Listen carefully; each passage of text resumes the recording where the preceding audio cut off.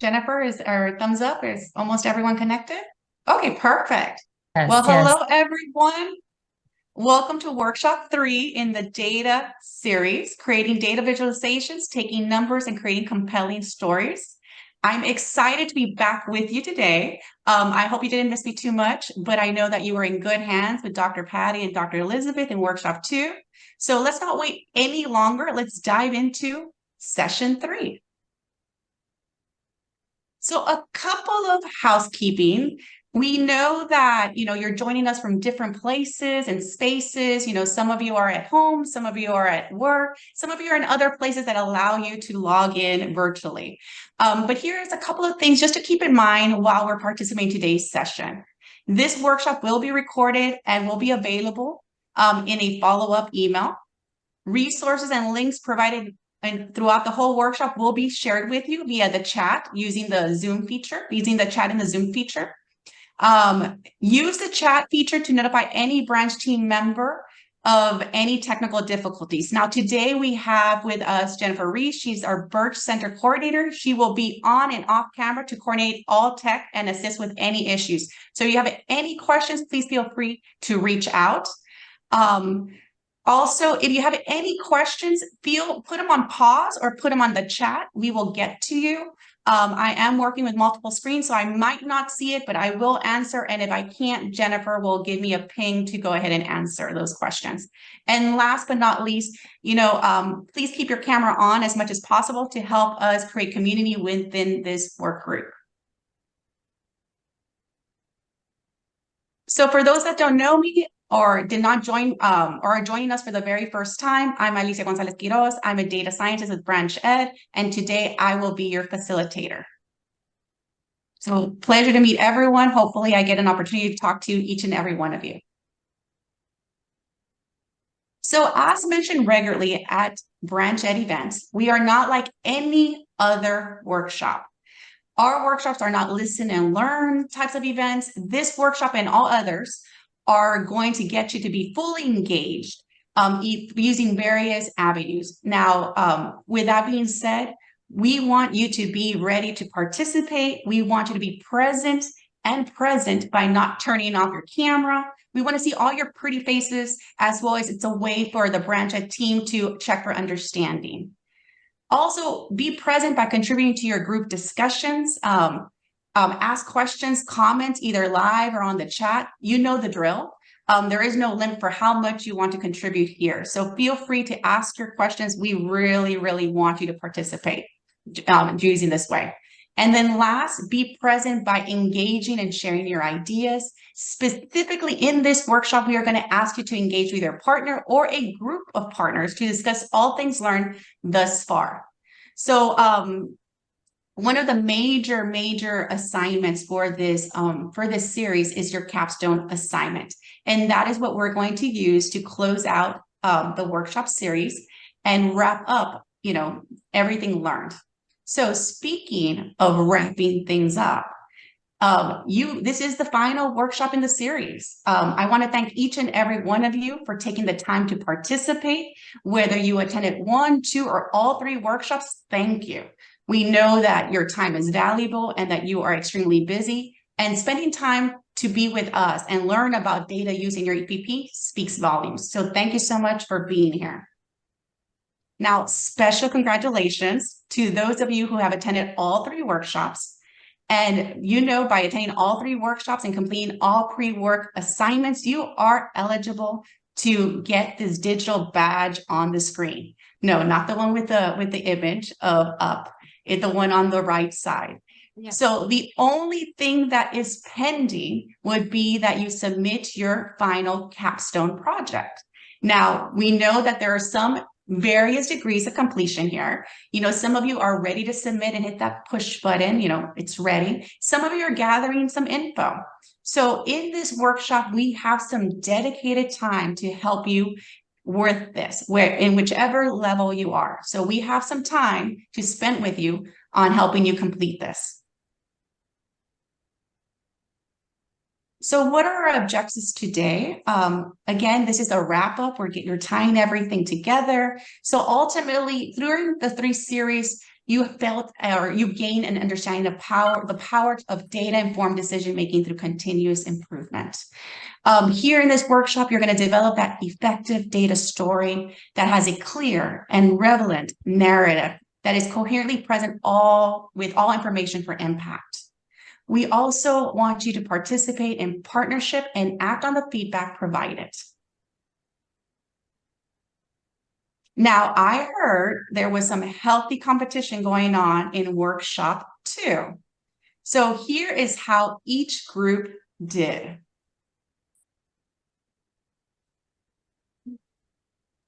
So congratulations to group number 4, which were Mel, Joseph, and Mabed. You were the winners of the collective story contest. You were supposed to receive an email giving you some information on your prize or claiming your prize. If you did not receive that email or would like for it to be resent, please let Jennifer know and she will resend you that information. But again, congrats to all of us. So who's ready for the holidays? Show of hands. Come on. Who's ready? Everyone, right? We're all ready. Some of us are like nodding. I see you, Robin. You're like, nope, I'm not ready. Well, I don't feel that way. I'm ready. I have a long list of things that I need to get done, but I'm also planning to do a little bit of nothing. Yep, you heard it. Nothing. I want to just hang out in my PJs and watch some good TV. So our connector today is about your recommendations on what to watch this holiday season. I want you to take 2 minutes to think about all of the great shows you want to see or want to rewatch. And then using a waterfall activity, you're going to type them out in the chat without hitting the enter button. When I give the signal, we're going to, we're all going to, click on that button, see your recommendations, and see if possibly any of those recommendations kind of hit some like, yes, I want to watch that. And then I'm going to look for a brave soul who could convince us on why we should watch their recommendations. So we have 2 minutes. So start thinking about those recommendations, those must-see recommendations. Jennifer is going to be putting that question in the chat just in case you missed it. Again, top 3 shows, any genre.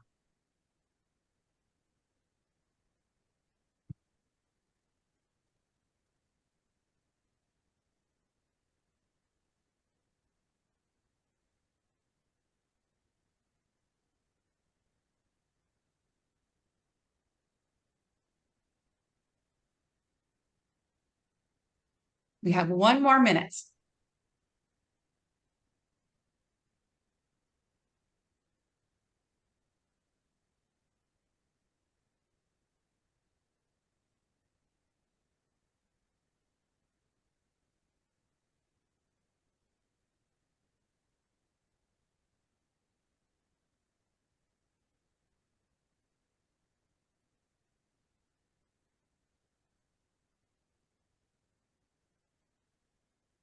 Okay, are we ready, guys? Yes? Okay, 1 minute to type them in the chat. Do not hit enter. I can't wait to see that list. Again, I have a lot of time carved out to do nothing.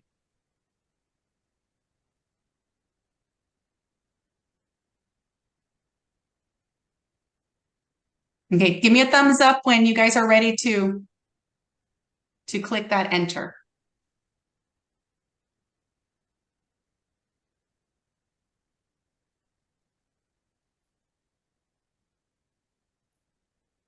All right, on the count of 3, 1, 2, 3. Go ahead and enter.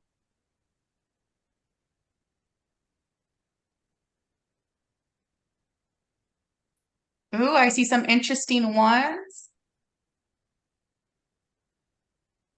Abbott Elementary, Bachelor in Paradise. All right, Mel. I love The Bachelor. I love some good Bachelor fun.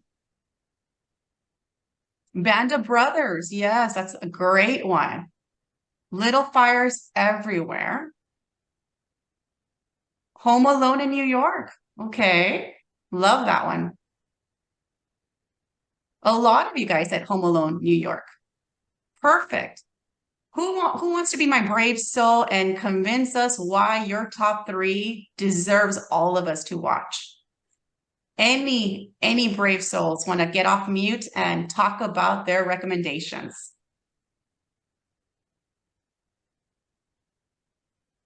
Not all at once. I know you guys are eager beavers. I just need one.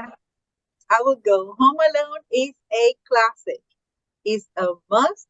It is a tradition in my house. We all snuggle in the sofa with popcorn and we watch it together. I love Home Alone. Are you recommending both part one and part two and then the New new one? York. Because they just did In New York. That's the in classic. New York. Okay. Okay. And we even have a saying from the movie that we always repeat. Wow, what a home. Love it, my man. Thank you for sharing. You do not have to convince me. I definitely will watch that show. Does anybody want to know what I am going to be watching? Because I have a list. Yes, you guys want me to share my top shows that I'm going to be watching? Again, wonderful recommendation from all of you guys. Definitely will watch Home Alone 2. Now, here are some of my recommendations. And yes, they all share a common theme: food. Yes, I'm a food snob. My first love is nutritional science, chemistry, medical nutrition therapy. Love those courses that I taught back in the old days. Love, love, love, love, love. What I love about these shows is that they incorporate thinking critically and thinking creatively. It's all like, cook this in 20 minutes and make sure wow your audience. Now, before this workshop, a colleague recommended that I watch Nail It. And I think one of you guys, I think it was you, Ryan, you recommended that specific show. Has everybody seen that show, Nail It, before? No? Okay. I have a treat for you guys. For those who have not watched it, I'm going to share a video. Okay? If you've ever tried to make this, but ended up with this is the show for you. Nailed it. Go! Go! The microwave ain't working. Don't know how to do it. Oh my God. 2 hours on the clock! $10,000 on the line! You better be ready, because I already started the clock. Get to bake and go. Oh, wow! It looks like it's alive. Can't forget the vodka. Ooh. Oh, boy. It's very gooey. Supposed to be. I think I've never had a cake pop. Okay, this is what you were trying to make. Let's see what you did. Oh, girl! Should we taste these? Let's see who nails it and who fails it. Let's do this. Let's go.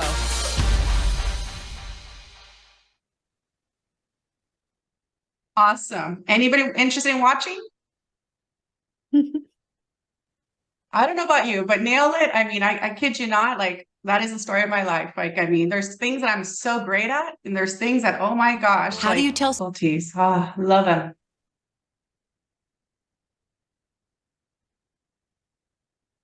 Can you all see my screen again? Perfect.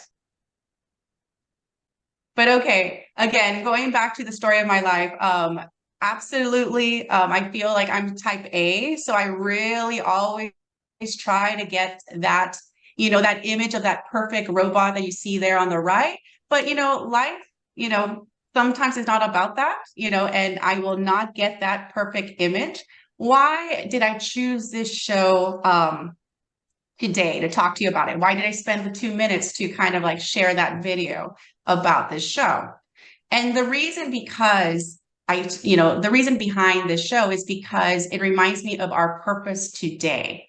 We are going to take the messy work of data analysts and visuals with the approach of cleaning and preparing data to tell a story. I want you to approach the data with this image. The one, the nice little robot it should be on your left side. I want you to approach it with this in mind, by no means am I saying that your data is going to be the picture on the left side or on the right side. I'm not saying that your picture, you know, by no means am I criticizing your data, but I want it to look more like that picture on the left side. I want it to look like, you know, you're going to polish it, that you're going to attempt to get it to that side. And that's what we're going to be working on today. We are going to be working on refinement, polishing it. How do we make it nicer? How do we make it look and feel nicer so people can make sense of it?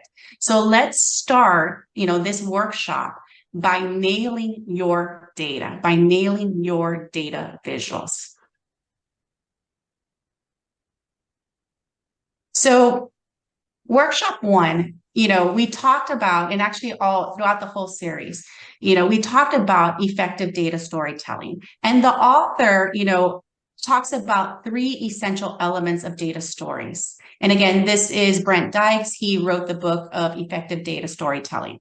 And the first thing he talks about is the data. The data is the primary building block for every story. It serves as the foundation for the narrative and the visual element of your story. So therefore, you need the right data to be able to explain it. That's not all. You need visuals. Visuals allow the audience to gain insight that you wouldn't be able to see it unless you used a chart or a graph. As my colleague said in workshop 2, data visualizations connects with our visual nature as human beings and the impart knowledge that we couldn't be obtained easily without visualizations. The narrative wraps it all together. It helps your audience know what is happening. You know, it's asking them what is happening and why is this particular insight important. It is the narrative elements that adds the structure to the data, and it guides the audience through the meaning of what is being shared. Together, having the right data to explain, having the right visualization, and having the right narrative allows you to explain, enlighten, and engage. Ultimately, all 3 together serve that purpose. The purpose is to engage or even entertain the audience. So we're going to do a really quick review of what you learned in workshop 2. Now, Jennifer is going to post a link. It is a link to a OneDrive folder, and that is going to contain all the resources that were provided to you at the last workshop. Now, you were supposed to get an email, you know, yesterday or early this morning, having that information. So once you get it, if you have it, ignore the link. If you did not receive that email, go ahead and click on that link, and it's gonna give you that information. So one thing you guys talked about last time was you were talking about the data that you want to share. Patty said, you know, it's depth over breadth, you know, and she kind of gave you a data tailing worksheet, and she gave you that for you could kind of determine what data you want to share, because you could share everything under the sun, but we don't have the ability to absorb so much information at one time. So we want to make sure that, you know, we have a purpose, and with that purpose, we have a specific data that we want to share with others. The next thing is, you know, does it require a story? Not everything is going to require a data story. A lot of the work that Branch Ed does is we build a culture of inquiry, and we do that by showing different types of data, and we allow the audience to query the data and to ask questions to the data. So versus a data story, it really truly just gives the information that we want to provide, and we're not asking them, okay, what interests you? What do you want to learn about? Where data stories are a bit more have a bit more purpose. And its purpose is to tell a story of what we want. So again, knowing what your purpose, what your needs wants, determines, do I need a data story? The next thing is the audience. Now, this is probably the most critical point. Your audience will determine how you will present the data, how you present the visuals, and how ultimately you will talk about your story through the narrative. We need to remember that numbers are people. And when we present or share data, we want to make sure that we know and we think about how the audience will be impacted. The goal is, again, you want to engage our audience for change. The last thing that you talked about last time was, knowing the components of your data story. Now, this is the framework for telling your data story. You need to understand or want to kind of get those pieces in line to create your story. What are those components of a data story, and how would you position them in that story for maximum impact? So these components were brought to you by a story arc. Now, again, there's 4 components. The first one is setting and hook. The setup and the hook is basically the setup of the key details, giving them just enough information to grasp or to get them ready for the hook. Now, the hook is the thing that reveals an opportunity. It gives them like, okay, this is what we want to look at. Then you have the rising insight. The rising insight is going to give you all the supporting detail. It's going to give you enough information to ask the audience to dig a little deeper. Now, remember, here you're only providing the relevant and the necessary information that you want them to look at. You're not going to provide everything in the world. You're just going to provide, this is our focus. This is what I want you to query. The next is the aha moment. You're going to share a major finding or a central insight. This is what you want the focus to be. This is where you want them to kind of say, okay, this is what's going on. What are we going to do about it? And number 4 is, how do we keep this moving? We want to share with our audience how we can leverage that new insight to drive change. So Dr. Elizabeth gave you an example, and I'm going to give you the same example she gave you last time, just as a reminder, where this is the story arc. Now, there's a setting in the hook. The setting was the current reality of an EPP. Here you could see that the number of certified teachers are going down. And it is important for this district to identify why this is happening. Number 2, this is the rising insight. This is where you're providing all those supporting details. So here, the data lead found out that where teacher candidates were struggling, and it was with a specific exam. And it was determined that they needed to look at where or which domain is a domain that is causing some type of challenge for students. The next one is the aha moment, identifying that key domain, identifying that key area that I can't, that key area that I can or can't troubleshoot or need more troubleshooting with. And then the last step is the action. Again, going back to that troubleshooting moment, what is the proposed action? What can we do? What should we monitor? What should we look at?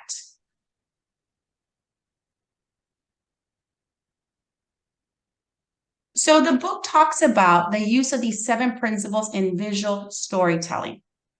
Now, workshop 1, we learned about, the first 3. We learned about, the setup, the design, having the right data, using the right visualizations at the right configuration. Then in workshop 2, we talked about learning how to identify the components of that story and how you position them to tell that story of impact. Today, we are going to work on the refinement of your data story. We want to add those last finishing touches. We want to polish our data visuals. Ultimately, we want to nail it like that show. So we're going to be looking at these 4 principles a little bit more closely.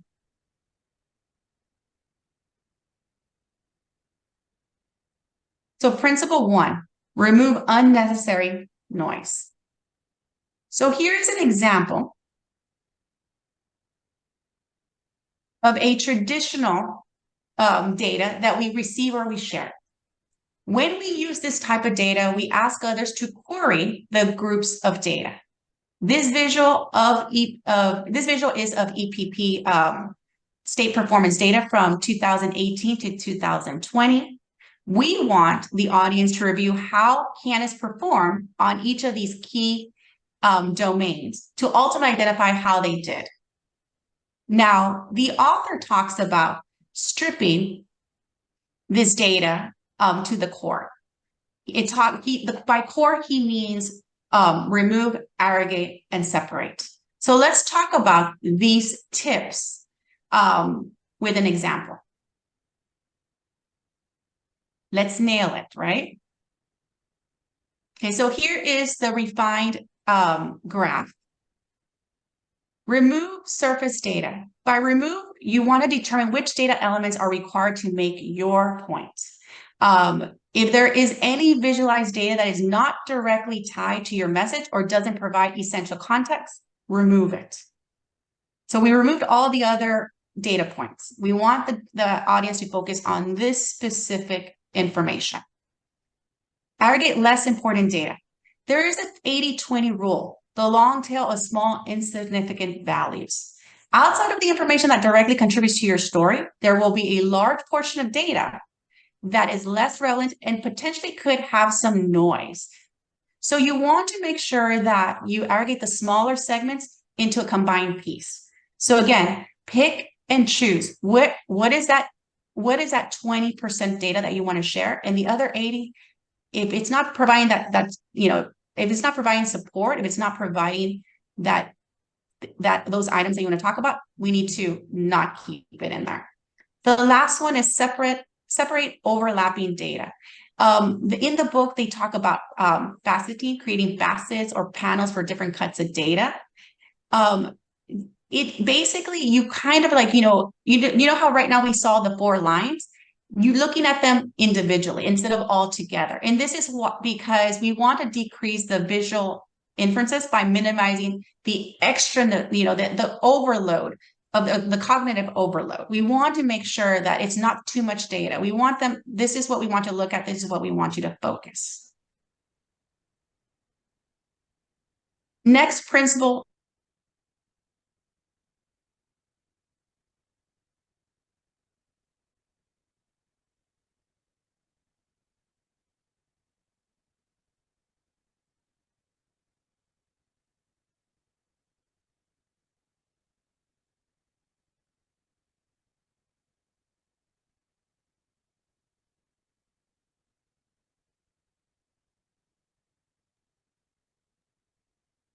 You guys seem to be moving, but Alicia is not. Yeah, Alicia seems to be frozen for a moment. I just reached out to her through our Teams chat to see if see what's happening.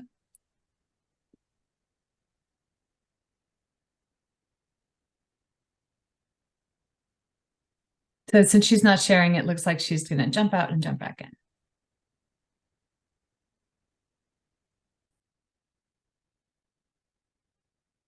Sorry, guys. Can you guys see me now? Perfect. Love these technical difficulties. Where did I leave off? Jennifer, which slide?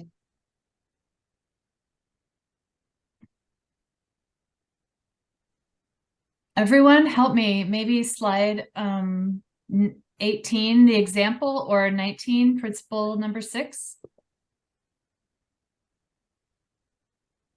Principle number 6? 19, slide 19. Okay.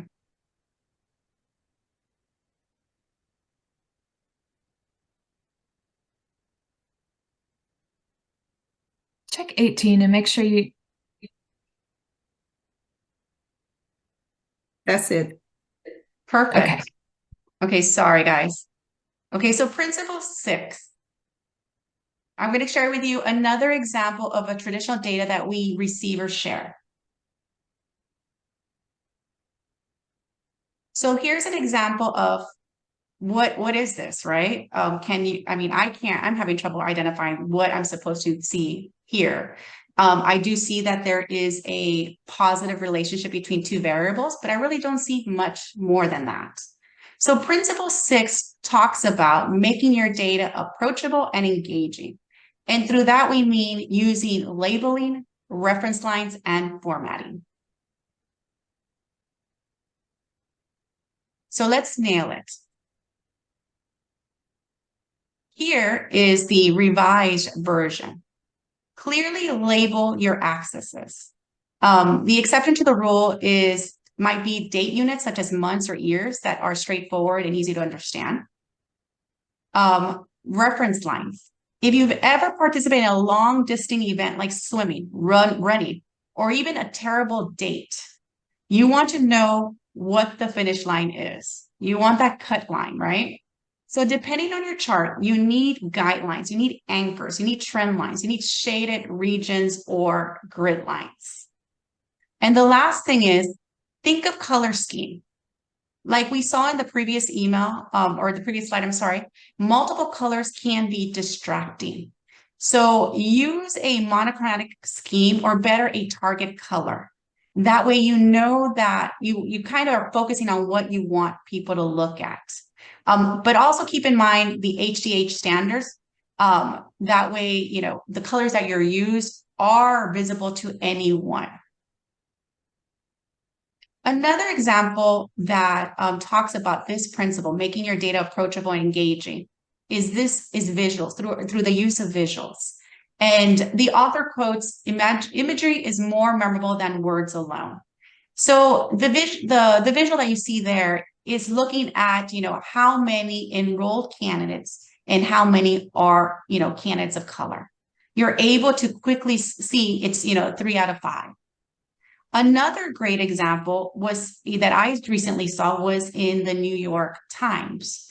So I'm going to stop sharing for Jennifer to be able to share her screen because she has access to that journal. Can you go ahead and share it, Jennifer?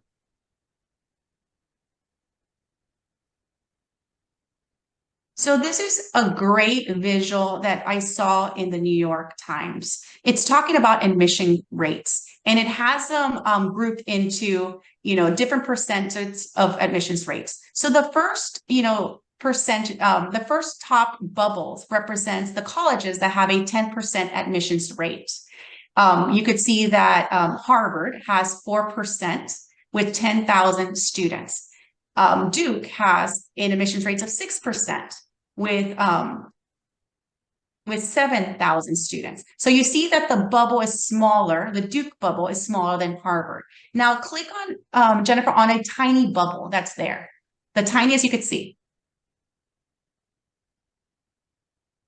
There you see California Institute of Technology. It has an admissions rate of 4%. Now you're seeing Swarthmore College, which has, okay, stay on one bubble, please. There we go. Swarthmore College. It has an admissions rate of 8%. It's a tiny bubble, and it's tiny because it only has 2,000 students compared to Harvard that has 10,000 students and has a lower admissions rate. So again, this visual is very dynamic. It's taking, you know, as you stroll down, Jennifer, you're able to see that, you know, you keep on seeing these different universities and their bubble expands or gets bigger based on how many students actually met that admissions rate. So again, a visual can say a lot of what you want to say quickly, and you're able to pull. So that is another example. So I'm going to share my screen one more time. And Jennifer, if you want to put the link, any of you guys that have access to the New York Times, we are providing you the link in the chat. That way you can look at this visual a little bit closer.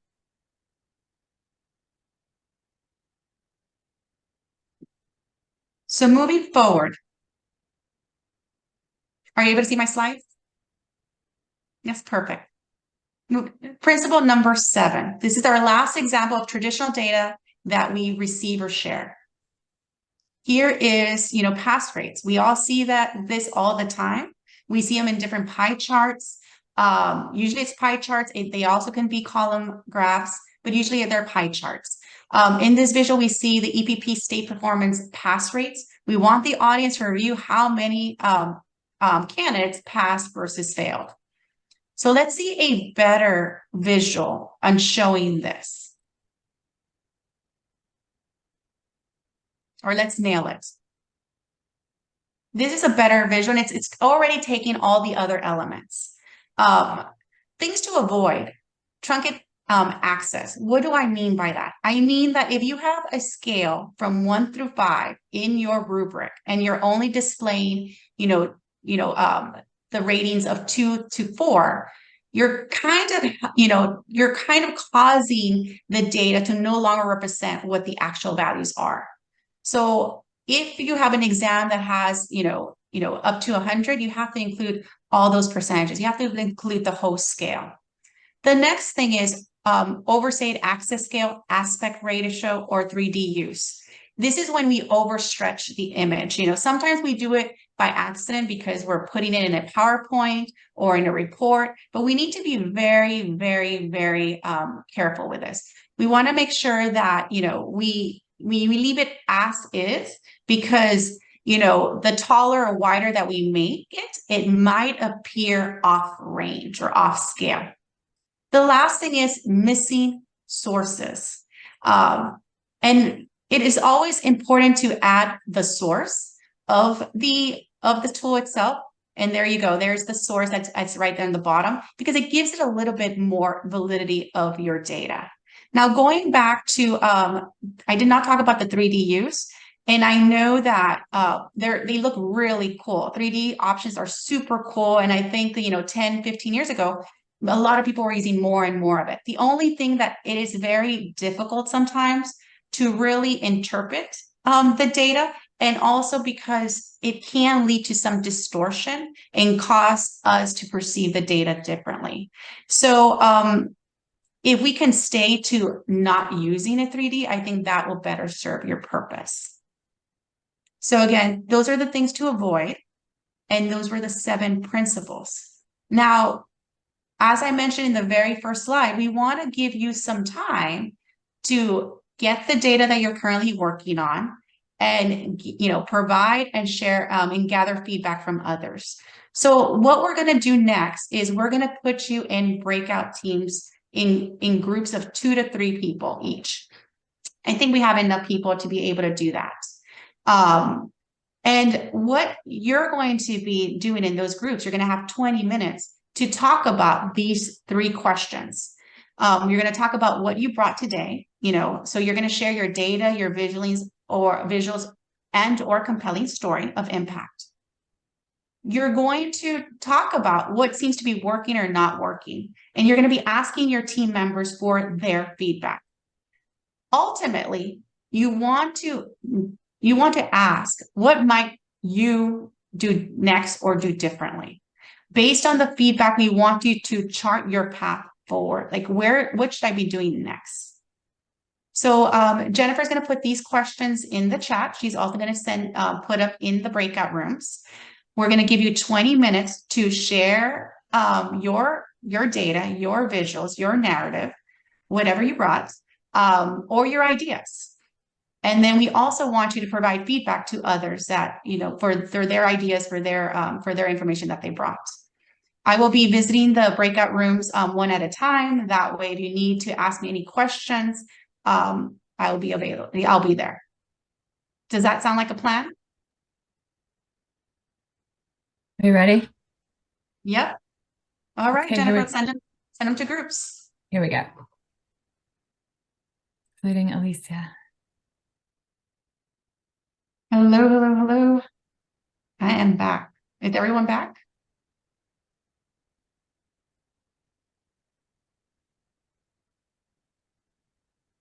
Almost. We still have one group. Oh, here we go. Okay.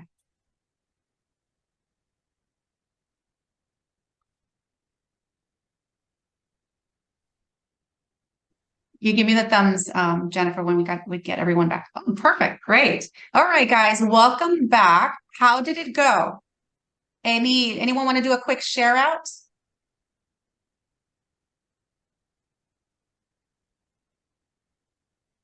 I can share out for our group. Awesome. We all came with ideas about telling our story, and we found out that there is a new feature of Microsoft 365 called Power BI. So I want to investigate that. And I realized after this workshop that all these little charts and listing all these numbers doesn't really give the impact of the growth. So now I can be more intentional how I stylize a graph, a visual to tell the story to give the impact that I want. Yeah. I mean, and I'm with you. I'm in the same page because I've done this for so long.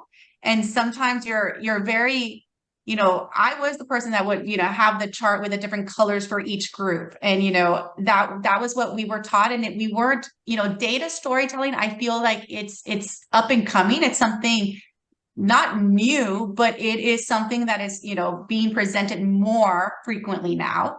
And I feel like these techniques really, it kind of like people are busy. People, time is, is complex right now. We function on demand. Like, if we want to watch a certain show, we have demand TV. If we want a particular food, we have, so we are operating at a different level now in a very digital age now. So putting the information that we want them to see up close and personal right there and then is key. Now, again, not all data is going to require a data story. If your purpose is to facilitate a data discussion on, different parameters of the data story wouldn't be. But if you want to do a show and tell and get immediate feedback, or already have an action and plan, or want that help in like, okay, this is the issue, this is what we want to highlight, I need your help to develop that action plan, your data story is the way to go. And again, using those different principles of how to stylize the bars and the graphs, yes, it makes it more quicker for the viewer to pinpoint, this is what I need to look at. This is what I need to think about why it's happening. These are my proposed ideas. So excellent. Thank you for sharing. Okay. Again, I know you guys are in different steps or in different levels of where you're at with that capstone project. I want you guys to have time to talk it out with your group of friends, because we're all friends here, and think about, like, am I doing the right thing? Does this look good to you? Like, I want you to use each other to lean in and ask those questions, because sometimes we see data all the time and we can't, it's hard for us to polish our own work because we interact with it very, very closely. So we're going to do a second round with a different set of group members to talk about your ideas, talk about your data if you have it, talk about the story you want to present, and get their feedback. Also, you are going to also give that same feedback to others. I am trying to jump into those different groups. That way, if you have a specific question for me, I'm able to help you right there and then. So Jennifer, go ahead and beam them off to another breakout group activity. I'm ready to do that, and I'm just going to paste the questions in the chat first, and now I will send everybody off into their rooms.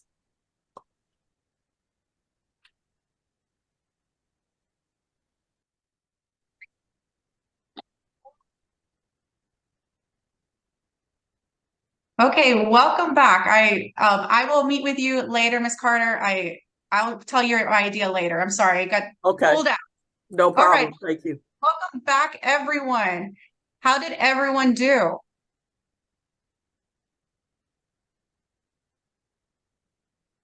Can everyone see my screen? Yes? Okay. Perfect. How did everyone do? Did this help? I see some nods.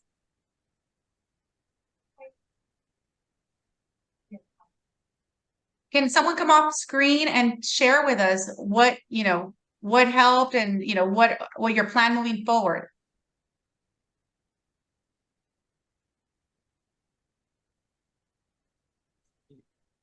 Come on, I don't bite.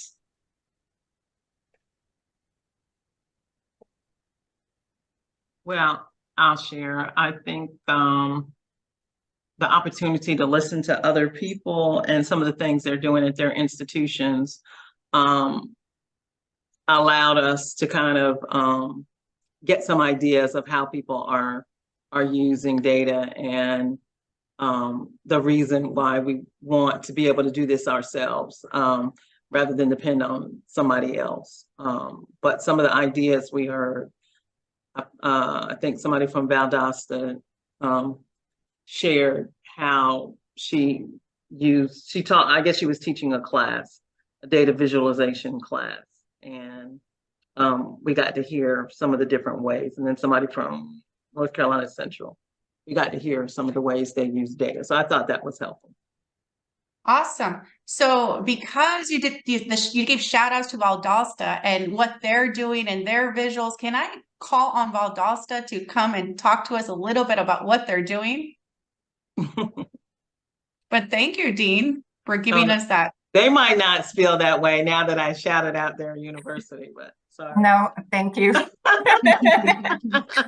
I was going to.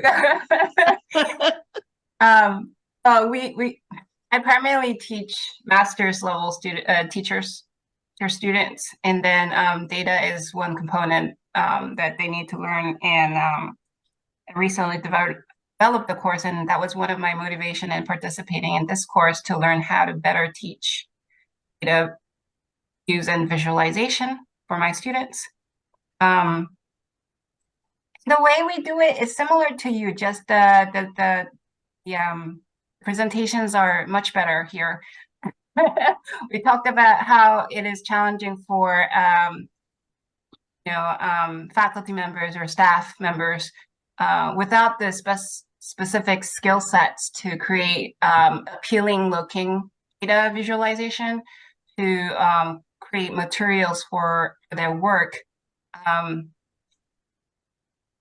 So I think that's the topic that was shared in two of the breakout session meetings I've been in.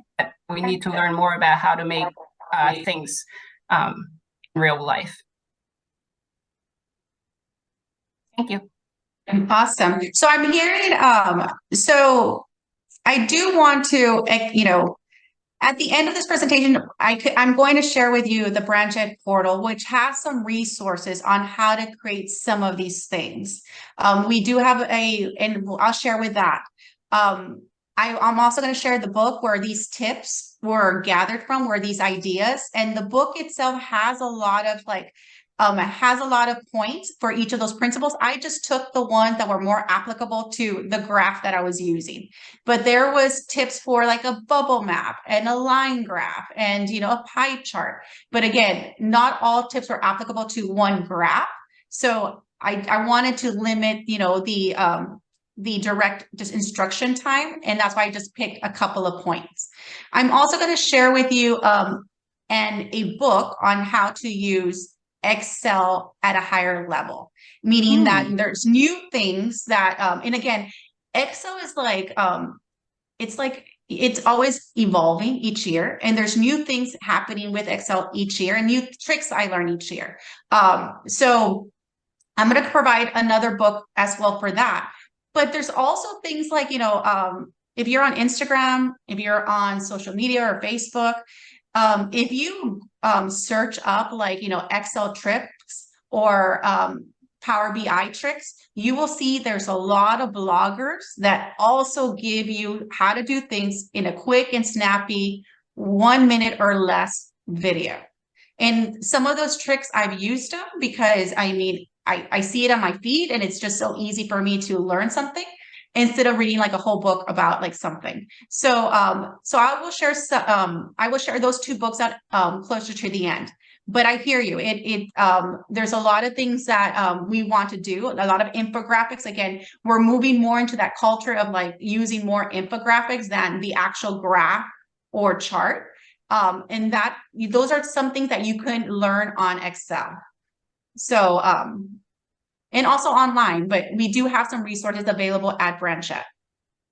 Anybody else wants to share on what their action steps is for using the data, or anyone who's close to completing their capstone project, that kind of wants to present it to us? Any complete data stories out there or near completion data stories out there?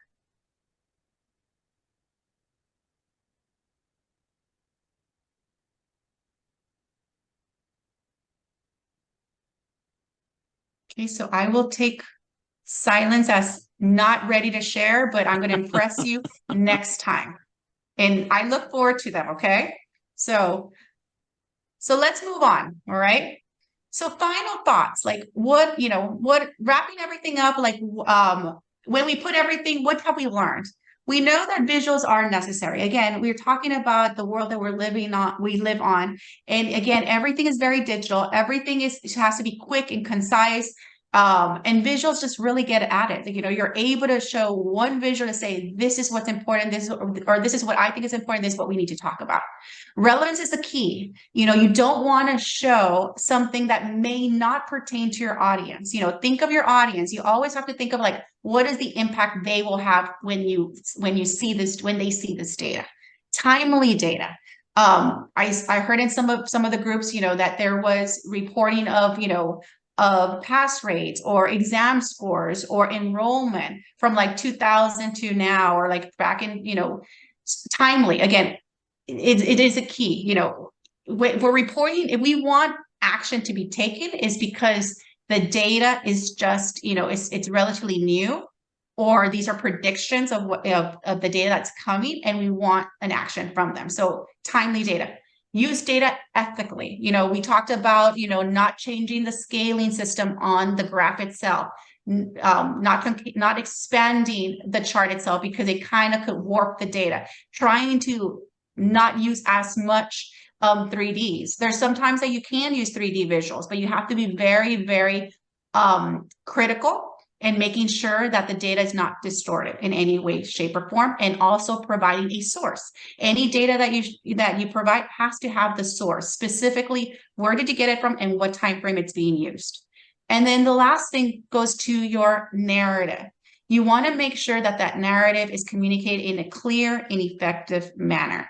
Again, those components, that storybook arc, gives you a great way to be able to make sure that that message is clear and effective. So again, that worksheets that were provided to you last time, the link that Jennifer just shared today, gives you some guidance on how to do that. Digital badge, for those that are ready to submit their final capstone project, I just want to let you know it's due until December 14th, 1 month from today. So you still have time to work on it. You still have time to polish it. You still have time to reach out and let me know, or let your data coach know, the help that you need to get this done. Feel free to reach out to us. We are here for that. Let us know how we can help. Final capstone projects, though, are due by December 14th, like I mentioned, and you are going to be emailing them to me. That is your final capstone project. You could email it to me.